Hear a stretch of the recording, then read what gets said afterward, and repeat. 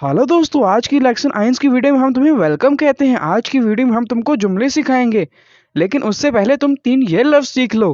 डिया मन, ये लड़कों के लिए इस्तेमाल होता है। मन मतलब मैन।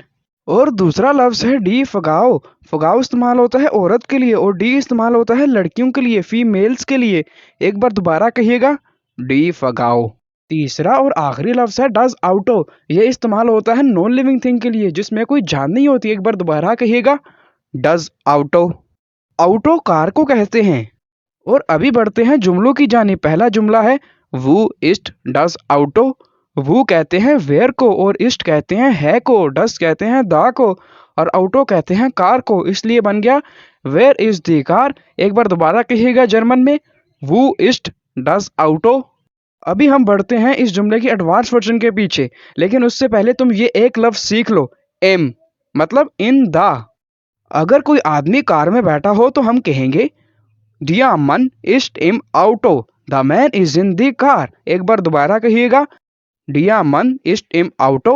और अगर यही कोई औरत कार में बैठी हो तो हम कहेंगे डी फगाओ इस्ट इम आउटो, the woman is in the car. एक बार दोबारा कहिएगा, डी फगाओ इस्ट इम आउटो।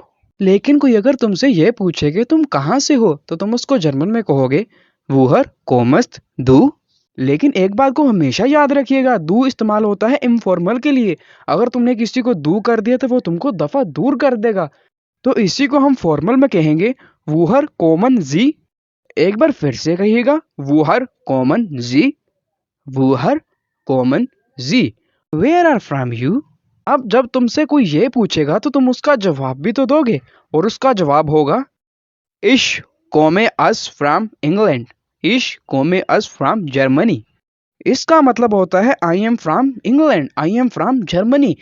लेकिन कोई अगर तुमसे ये पूछे कि तुम अभी क्या सीख रहे हो तो तुम उसको जर्मन में ये जवाब दोगे, इश लर्नन डॉइश। इसका मतलब कि मैं डॉइच सीख रहा हूँ। जर्मन को डॉइच भी कहा जाता है। जर्मन लैंग्वेज के 2 ज़ुबानें हैं, मतलब इसको 2 लफ्जों में प्रोनाउंस किया जाता है। एक है जर्मन लैंग्वेज और दूसरा है डॉइश।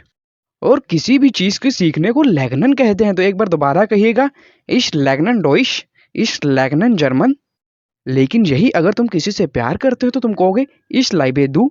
लेकिन दू इस्तेमाल होता है इनफॉर्मल के लिए और लाइबे इस्तेमाल होता है लव के लिए और इश इस्तेमाल होता है मेरे लिए, आई के लिए।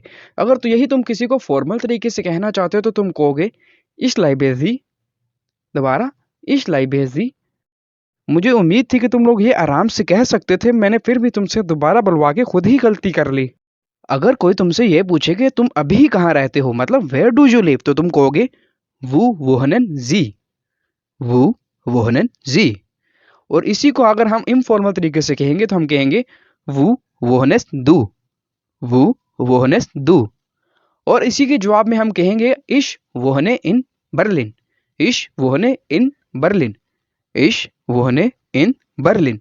आई लिव इन बर्लिन या किसी भी शहर में जिसको तुम बताना चाहते हो तुम वो कह सकते हो। तो बस आज के लिए हमारे पास इतना ही था। तो अभी तक के लिए चुस, मिलते हैं नेक्स्ट वीडियो में। उम्मीद करते हैं तुम लोगों ने इससे काफ़ी कुछ सीखा होगा। अगर तुम और भी कुछ सीखना चाहते हो तो नीचे कमेंट करके तुम बता सकते हो। तो मिलते हैं नेक्स्ट वीडियो में, तब तक के लिए।